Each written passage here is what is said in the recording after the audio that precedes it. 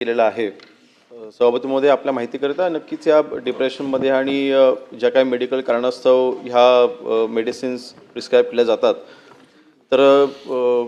नक्कीच या मेडिसिन ज्या आहेत ते प्रमाणित मेडिसिन्स आहेत. आणि ताई, आपला जो मूळ प्रश्न जो आहे की मेडिकल स्टोअरमधून इतक्या सोपेरित्या या इतक्या मोठ्या प्रमाणात मेडिसिन्स कशा उपलब्ध झाल्या.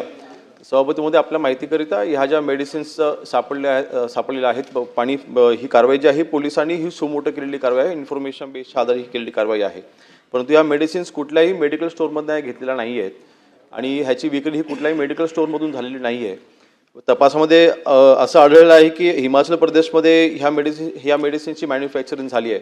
आणि तिथून मग ते बेसिकली जेव्हा मॅन्युफॅक्चरिंग होते तर लाखोच्या संख्येने ही मॅन्युफॅक्चरिंग होते आणि मग त्याच्यामध्ये रिटेलर आणि मॅन्युफॅक्चरच्या मध्ये जवळपास 10-12 डिस्ट्रीब्युटर्स असतात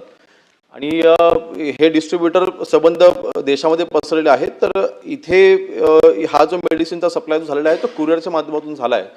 आणि ह्या आधारे आपण जी काही कारवाई केली आहे ती आपण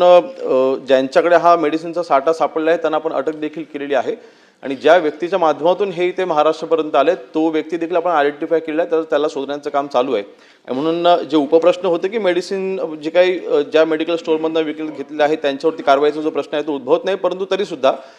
फूड अँड ड्रग डिपार्टमेंटच्या माध्यमातून ज्या मेडिकल स्टोअरमधनं जे काही आपण नियमावली घालून दिलेली आहे त्याचं उल्लंघन होतं आहे, आपण त्यांच्यावरती वेळोवेळी कारवाई देखील करत असतो आणि वेळ पडल्यास आपण त्यांचं जे काही त्यांचं लायसन्स आहे ते देखील आपण